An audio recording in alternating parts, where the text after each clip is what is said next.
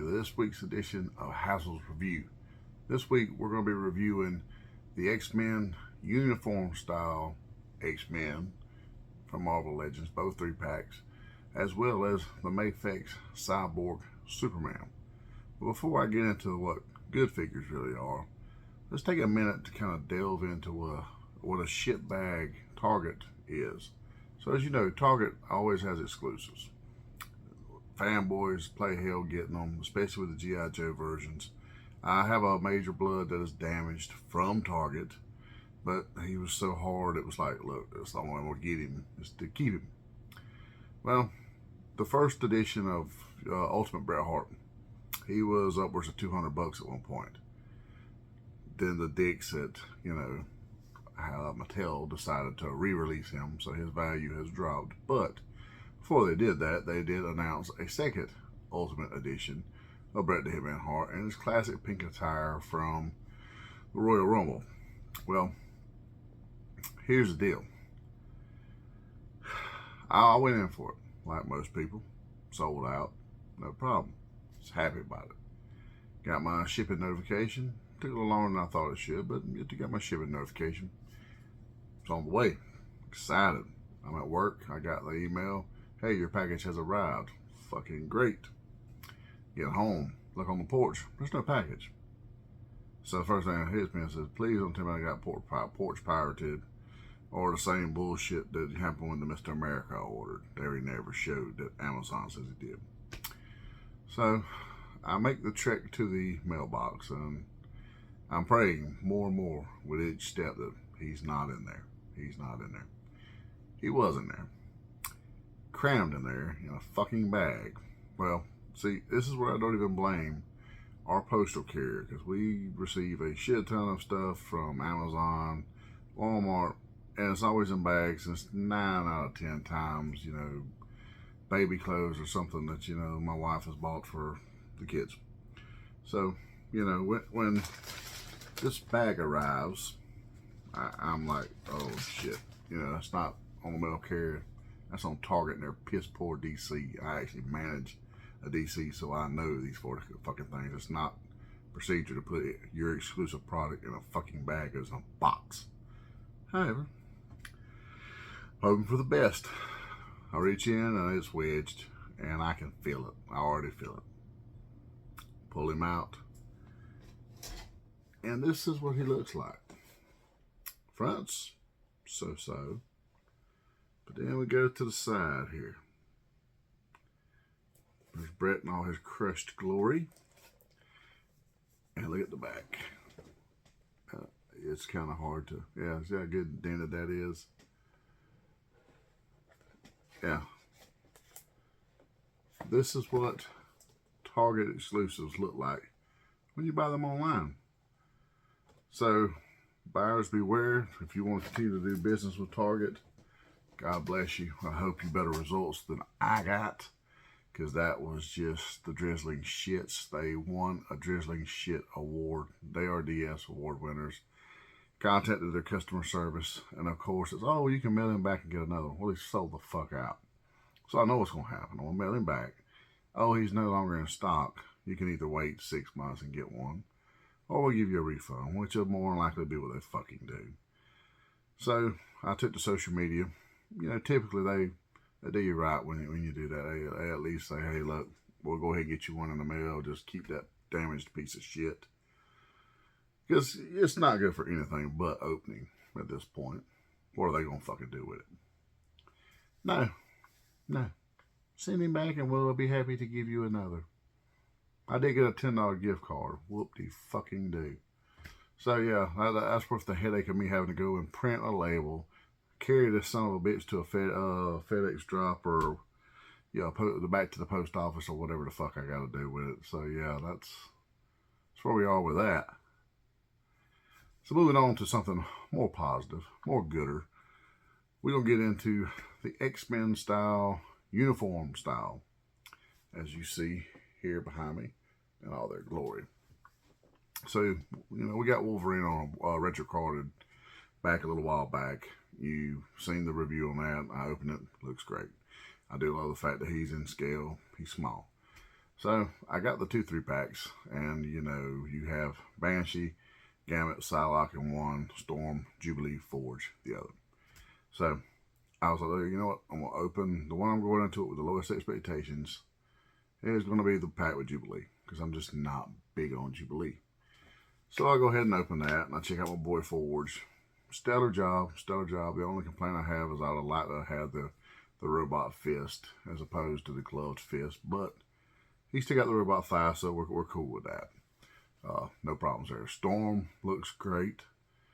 She has an extra set of hands that has the electricity. She looks really, really good. I dig I think this is the only short-haired version of Storm we actually have, because all the others are either the Mohawk or the big 90s mane that she always had. Jubilee, actually, I will say, blowed me out of the water. I was expecting them to kind of just, well, for all 3 of the females, to have the same body. And Psylocke and Storm do different heads. But they actually give Jubilee a much smaller base and body. And they went above and beyond on the head mold. I will say it looks really, really good. Both of them do. I went with the version where she's popping the bubblegum. Glasses come on and off, like you can actually take the glasses off, and the eyes and all that. They actually done a pretty stellar job of that right there. The only flaw I picked up on her was her shoulder right in here. And I'll post a picture. The paint is a little, yeah, it's almost, you can see through to the blue. So I don't know if it's just on this one or if it's a flaw on many. If you have the one, drop a comment and let me know. I'm curious to see if it's a running issue or if I just got that 1 in 10,000. However, the rest of that pack was pretty cool. Forge, he come with, you know, a really big kick-ass gun, that bad motherfucker gun, so to speak. Jubilee and Storm got, you know, different hands. She got electric hands, and Jubilee gets these the basic things like Magneto from the Age of Apocalypse version, and just kind of wrap around. But it gives it the effect of whatever. So then I went into the 3-pack with Psylocke, Banshee, and Gambit. And I'm just going to go right on record and say that Gambit body is about as close to perfect as you can get. If you're going to plan on doing any customizing to have more X-Men in the uniform style, I highly recommend that one. It is a different mold than the one that Forge has. His body is a little leaner and taller, but at the same time, it's perfect. If you were, I mean, I'm on the lookout for a loose one right now. So if anybody does not want the Gambit from their 3-pack, holler at your boy, because I want to remove the head and put a Magneto head on there and have a Joseph. I was a big fan of that character in the 90s. Really wish they'd do a little something with him in current day. And I guess with Magneto amongst the angels, you don't need Joseph. That was always the allure of Joseph, is he was the good version of Magneto. Well, what it could have been, so to speak, had the Nazis not been dirty bastards. But Gambit is really cool. It did a different head sculpt than what you have with the last couple of Gambits we've got out, because the hair is a little more swooped over, 90s-ish. It looks good. They did reutilize the Green Goblin and Hobgoblin bag. They just colored it brown, throwed it on your boy. It works. I'm not fussing. I'm not bitching. He does have a different hand for the cards, and with the last Gambit, he had the one hand where the card stuck in the fingers. You can actually remove the card in this one here. So that was pretty good. They done a good job on packing the bow staff. I was expecting it to be kind of, you know, like a fucking wave. It was not. It was pretty straight. Really good job there. Moving on to Psylocke. She's got Storm's body.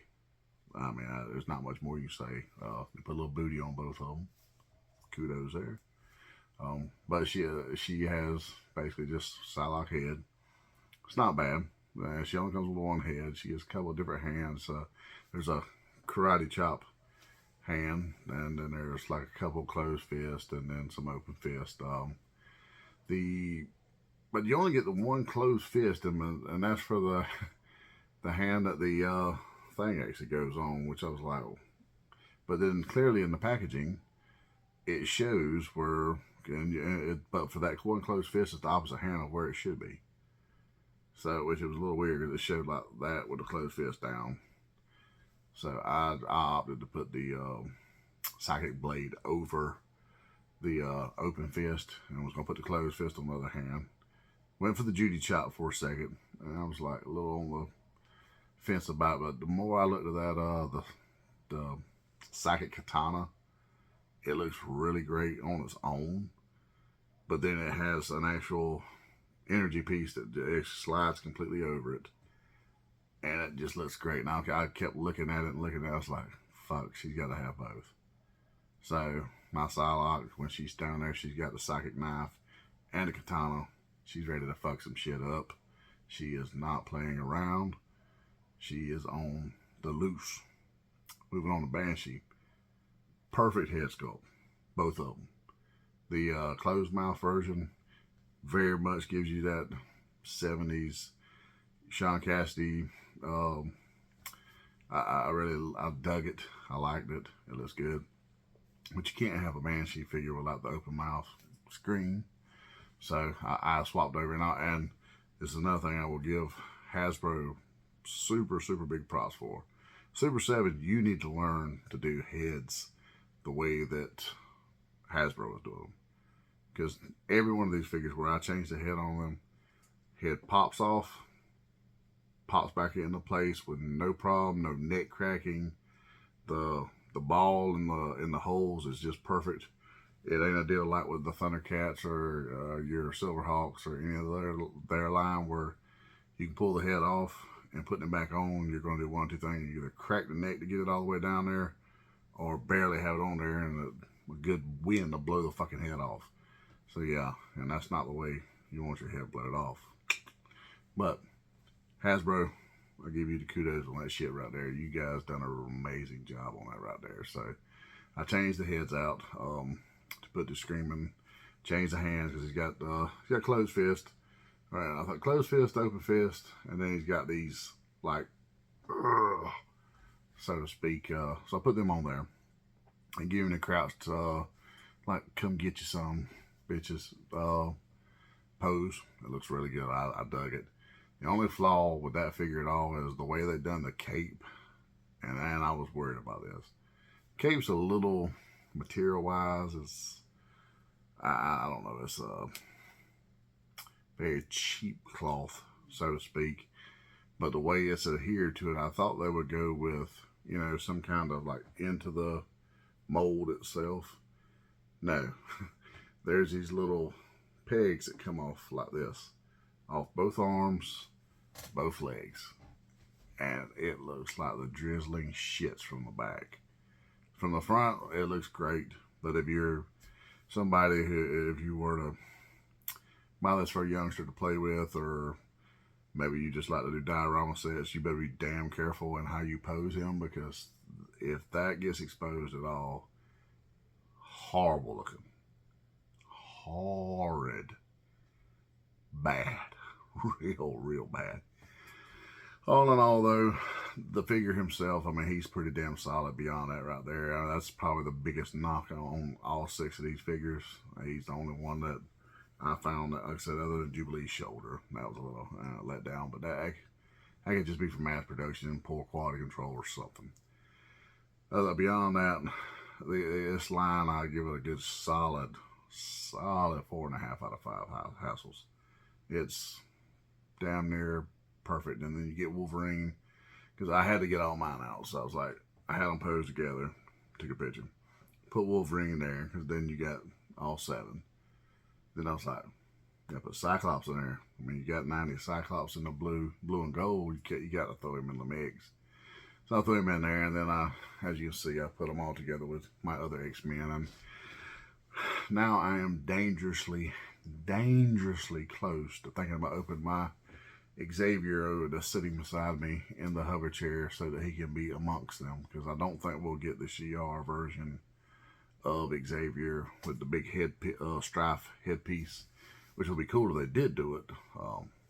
But I got a bad feeling we won't see that. So I'm dangerously close to thinking about opening hover chair Xavier. Drop me a comment. Let me know what you think. Let him breathe. Keep him MOC. What do we do, baby? Let me know. So shifting gears from that into the world of DC Comics, I was super excited to see when Mafex put out their pre-order for Cyborg Superman. Now, I have several Mafex figures. I have a John Wick from John Wick 2. I have Azrael Batman, and I believe I have a Magneto. I want to say Magneto is a Mafex. So, I've been a little hit and miss for me. John Wick is stellar. The Magneto was kind of, that was before they changed the capes, and it was more of a plastic deal. It sucked. But he had some other qualities that was really good. Azrael Batman, I was like, he looked really good in the pictures, like really solid in the pictures. And then I got him, and to be quite honest with you, I'll have to post a picture over here. I got an Azrael Batman that's actually from DC Direct from about 15 years ago, probably. He's the one I actually display my Mafex come out of the box. I posed him around a little bit, took a few pictures, and he went right back in the box. Because, to be honest, they look a lot better in pictures than they do in person. So I was very much being hopeful with Cyborg Superman, because he's one of my favorite characters of the 90s. He's such a cool concept. I love Hank Henshaw as a villain.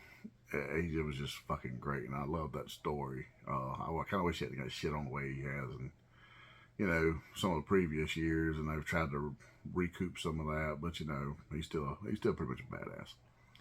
So when I seen it, I went in for it. I said, gotta have it. He arrived, good packaging, Big Bad Toy Store. Unlike Target, I give you props. When you ship your shit correct. It comes in boxes, not bags. It comes in bubble wrap, not fucking bags. Flimsy bags crammed in my fucking mailbox. Hats off. So, I open him up. He looks good. Give it a 360. Put him on the little turntable, spun him around. I was like, okay, this looks good. Pop him open, pull him out, and then I start to notice some things.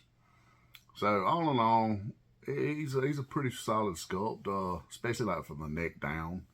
Is really solid. I'll give them that. They did a good job in that area. I like the wired capes, so to speak. If you can actually get them posed the way they do on previews and whatnot, my hats are off to you, because I can't do it for shit. I just kind of wing it and hope for the best. Do a little fold and turn, however. All in all, pretty solid. Two flaws. One is the face. Okay, the Android side of the face is fucking wonderful. It looks great. So much good detail. The skin side, and I get what they were going for. There's a huge, like, what are the, you know, because he only has like this, right? It's a huge raised up. Like, you would want a slight raise, because I mean, it's skin over a cyborg head, correct? Kryptonian skin over a cyborg head. But it's a little thicker than it should be. It's kind of off-putting in the pictures, and it's hard to take pictures with that way, because it'll scope in good on the metal side, but then it'll pick that up there, and where the elevation's a little different, it throws the picture off every time, especially if you're doing a motion picture. It's like it has to readjust. So that was a little, that was one knock. I was like, okay, still not bad though. I dig him. The blaster looks fucking great, and they show it on the box and on all the pictures. You know, it's the big box where the hand changes. I mean, this is the iconic cover where he's standing on the front of the cover, gun up. You know what I'm saying? He uses it in the issue.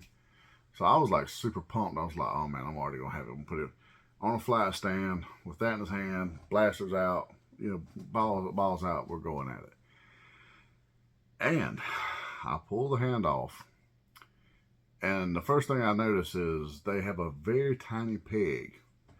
Like, you have the hand comes off here. So you're at that point, and there's a small peg that comes over. It's almost like this.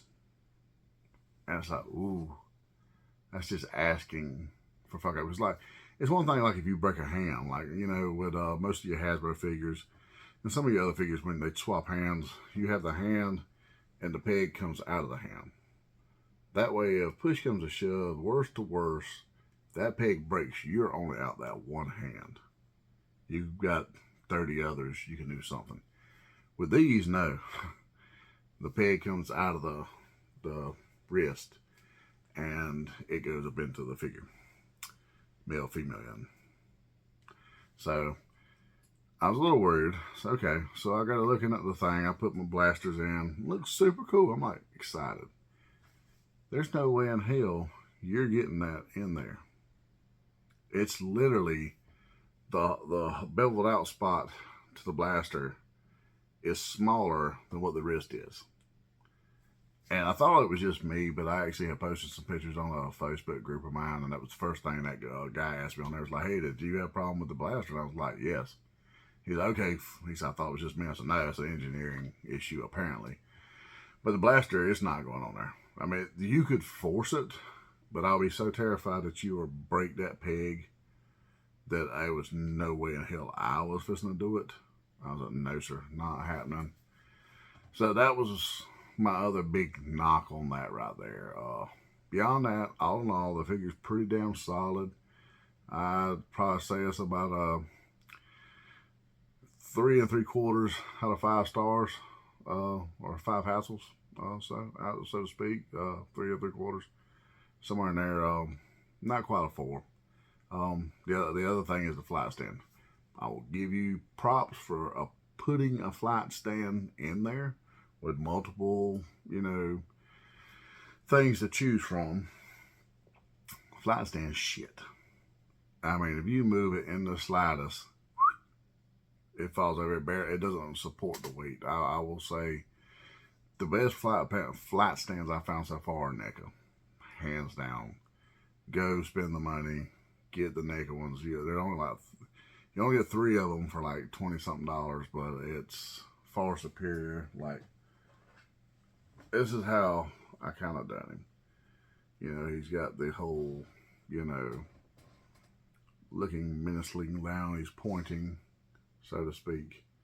But this flight stand is trash. It is utter fucking garbage. Like, I had to, it's almost like I've done it like a, if you can see it, kind of like a question mark to support him. And even then, he doesn't sit right in it. But figure himself, like I said, photography wise, he's very photogenic. Very photogenic. But you can kind of see the face a little right there. And you see the big bevel I'm talking about. But the Cyborg side, it looks great. Like I said, I didn't put and there he tries to fall as I set him back down. So yeah, there's his shit flight stand. All in all, he looks a solid figure. He's solid enough I kept him out of the box, unlike Azrael, who I probably would have kept him out of the box, but I was like, you know what, my real estate is limited, as you see behind me. So shelf life, shelf space is very hard so you gotta out nudge the next guy. It's almost like who's gonna be the world champion. You better have your moves in a fucking row if you're gonna knock off Roman Reigns. Go tribal chief. That shit ain't happening. You know. But anyways. So all in all, that's our review for this week. I'd like to give a little shout out and love to our sponsor, Zone Collectibles, 305 Main Street, Tifton, Georgia. Go hit them up for all your nerdy needs, as well as you can see that they have just purchased their very own media channel called Spotlight Media. They are going to be on Fire TV and Roku. So, unfortunately, this is where I have to announce it. Our partnership with Southern Joy, it is no more. We are going with our sponsor, The Zone and Spotlight Media.